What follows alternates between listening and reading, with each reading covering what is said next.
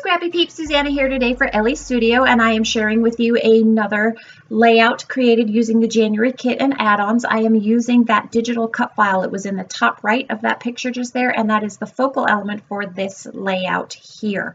I often choose something that is the focal element that tells my story, and this digital cut file is what I used. So I broke apart the file and was able to use that to create my own cut file, which then allowed me to cut these 4 larger hearts to then back the file with. Those 3 pieces of pattern paper are from that Love Is 6 by 8.5 paper stack, and then I have a metallic vellum, which is not part of the kit, that is going to be at that bottom large heart there.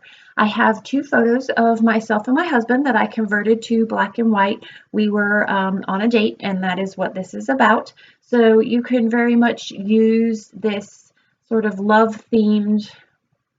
It's not fully love themed, really. There's a lot of love in the kit, but you can do a lot that has not to do with romantic love or not to do with Valentine's Day. This was a walk in the park, really, which happened to be a date. And so I've backed one of those photos, the bottom one, with that coordinating coral card and then that January label there, and that label says together. So a lot of the elements you can see that I am pulling from the kit are going to be either that corally pink color, black, or gray. And there's a lot of that in there, or a good amount, enough that you can get a layout and really go to town with the colors. Those banners that say XOXO are from the die cuts, which is what I'm rifling through here. And I'm just looking for the coral grays and blacks that are going to coordinate with this layout and let the photos continue to be what shines, even though you've got that really big, large focal element in the center.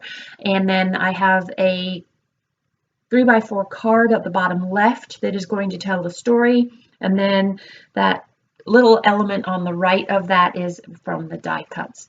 So I want to do something to the border. Those of you who know me know that I like either headers or footers or borders. I feel like it just grounds the page. That's why I do this.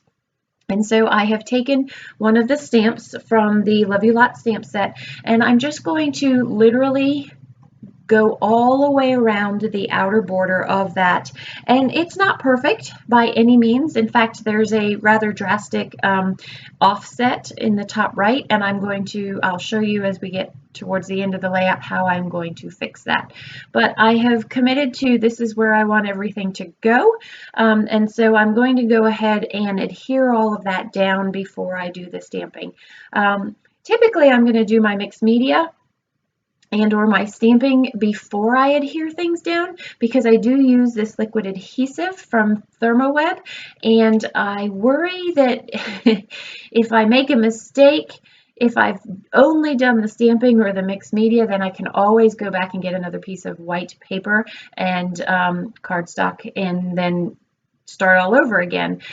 When I have adhered everything as I'm doing now, I am committed. So if there's a mistake, like I do make, I'm also committed, because you can't pull up this liquid adhesive. It definitely pulls the paper and ruins things. So truly, with this liquid adhesive, once you are committed, you are committed. There's no pulling it up. So you can see I have committed to this. Impaired stamping and all. So I'm just going to literally run the stamp in the ink and then stamp the page, and I'm going to do this all the way around. This is a new stamp block for me. It is I can't remember who the manufacturer of this is, but it's a rocker block, and so that's why I keep having to wipe off the edges, because I keep sticking the stamp in the ink pad as well, and I don't want that black blob. I think this is part of what made stamping this border so difficult for me. This is a new block, like I said, and I'm not used to lining it up. I'm usually pretty good at lining things up, but I struggled with this time. So this is where I go wonky. It's too far down, and I have that really black line from where I did wipe the stamp, but I did I obviously didn't wipe it properly, and so that black line ended up on the page there. See how wonky that, I mean, even from this distance you can see that. And so I am going to use one of the dies from the January cut to cover that up. And it does stand out a little bit. It kind of doesn't fit in, but it is serving a purpose, and now you know what purpose it is serving. That is the purpose. So I went all the way around, and there you can see that I don't like it. It's an eyesore. I was hoping that the photo would cover it up, and I could have pushed the photo up just enough, only what I felt that it did was it actually made it more obvious that I had made that mistake there, and so that is why I went with the die that is going to cover that. And actually, I like that black dye there. It is, now that you know that it's covering up a mistake, you know, and it's obvious. But if you didn't know, I don't know that you would know. Yeah, if you didn't know, I don't know that you would. I don't know that would be an obvious, yep, she definitely used that to cover up a mistake kind of a thing. I wanted a pink heart or coral heart that was larger than what I had available to me. So I just used this innard from the 3x4 card, and I created my own heart. I just traced one, and that gave me the perfect size heart there. So I'm going to try and layer hearts, and some of them are going to be stamped layer like this one here. I used the stamp set one more time and just do it in black. My original intent with the hearts, the layered hearts, was actually to sew them down, just sew a straight line through the center. But because I have the Baker's Twine bow, I decided that I didn't need to just stitch as well. I'm about technique, but I'm also about getting it done.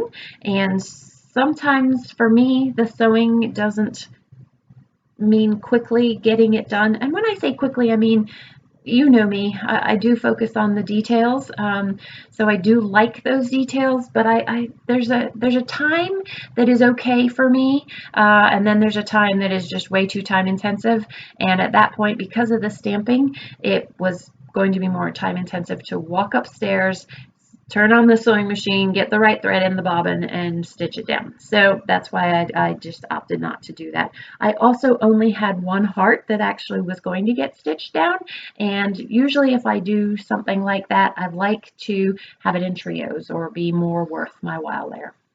So this is the Baker's Twine, and again, that is not Ellie's Studio. That is an adjunct that I have pulled from my stash. Everything else is Ellie's Studio, and I will link it in the description box down below. So if you're interested in any of that product, you'll know what I used. And the digital cut files are down there too.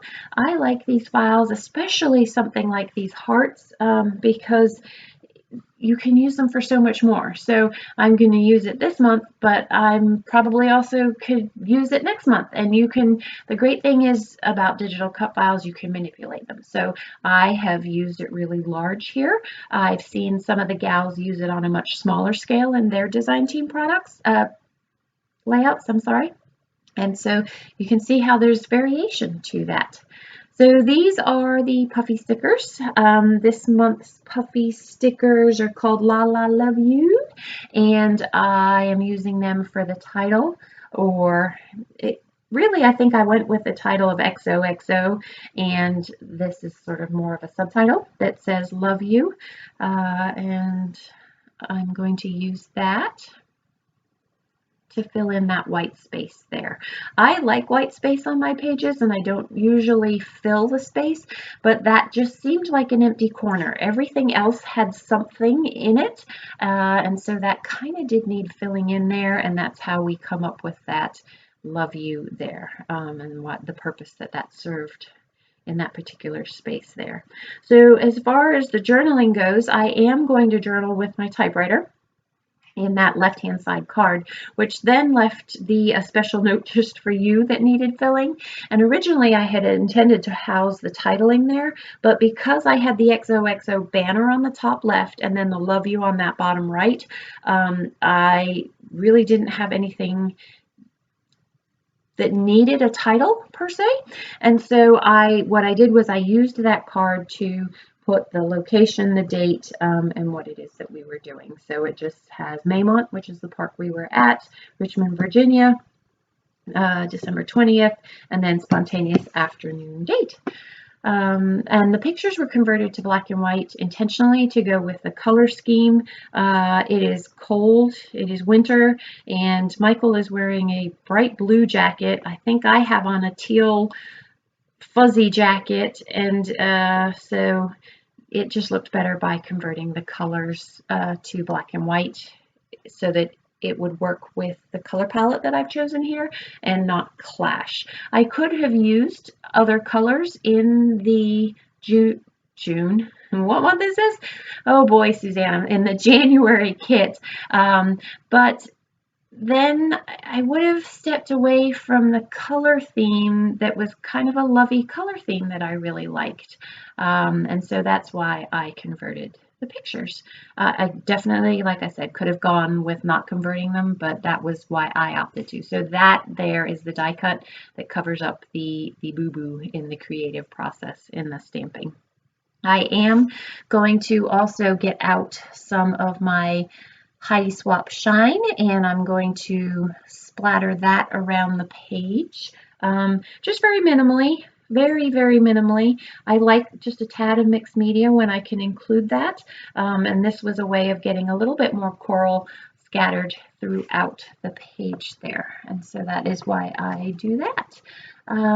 It's really a pretty simple layout that lets the die cut shine and tells a story at the same time, and those hearts provide a nice way of being able to tell that story. I am going to put this label behind Love You. Again, I wanted to get a little bit more color into the layout. With that cut file being gray, it was hard to really pull color from that corally kind of color, and I really had to kind of work to get those elements on there. So again, I will leave all of the goodies that I use in the description box down below. I hope you have enjoyed this process video. If you have any questions, please don't hesitate to leave them in the comments. I love your comments, and I do my best to get back to you. It may not always be on the same day, but I do typically get back to you. Thanks for stopping in today. Enjoy the close-ups. Take care.